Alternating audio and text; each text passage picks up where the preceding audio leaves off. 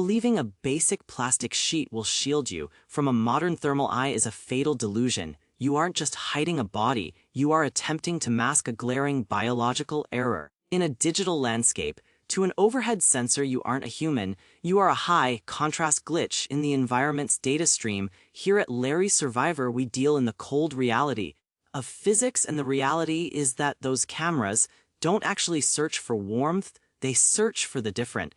They crave the delta between your internal furnace and the frozen mud beneath your boots. If your cover touches your skin, it doesn't hide you, it absorbs your energy and begins to glow, transforming a small human shape into a massive, neon billboard for every hunter in the sky. To vanish you must wage war against the three ways energy moves. Most rookies think they've won the fight by blocking the wind, but they've only addressed convection. They completely ignore radiation, the invisible waves of light. Your body screams into the dark, and conduction, which is the literal bleeding of your warmth into anything you touch. A survivalist who only blocks the breeze is just a well-insulated target. To become a true phantom, your sanctuary must become an inescapable vault for every single watt of energy you produce. The blueprint for invisibility starts with the radiant shield. Inside your shallow dig-out, the first line of defense is a silvered emergency film, but you have to ignore. Your instincts flip that reflective side toward your own chest. We aren't trying to bounce the drone's signal away yet. We are trying to trap your own light. Think of it as a thermal mirror.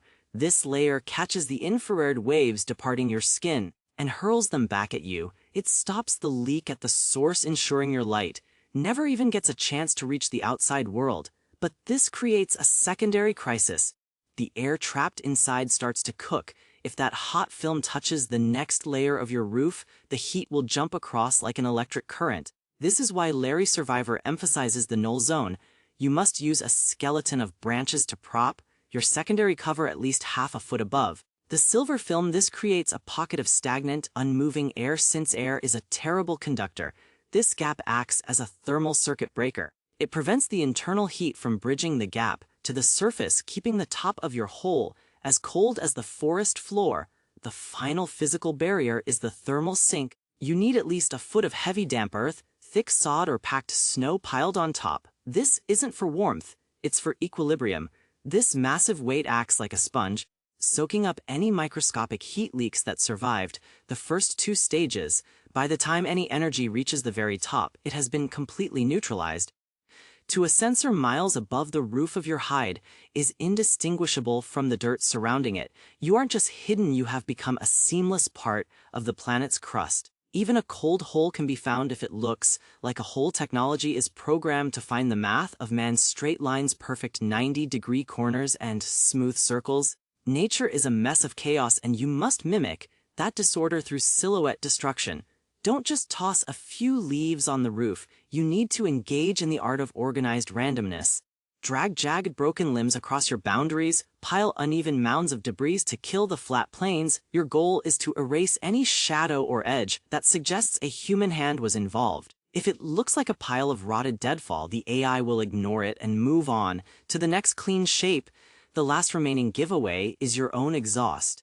Every time you exhale, you release a steaming cloud of evidence. Thermal discipline requires you to treat your breath like toxic waste.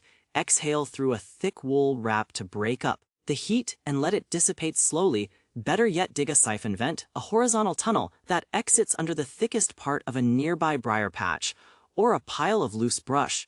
This allows your warm breath to filter through thousands of tiny air pockets at ground level, cooling it completely before it can rise. By the time it hits the open air, the signature is gone. True safety, however, often requires misdirection. Once you are invisible, you should make the enemy look elsewhere by placing a chemical heater or a single candle under a metal canister. 100 yards away, you create a false positive.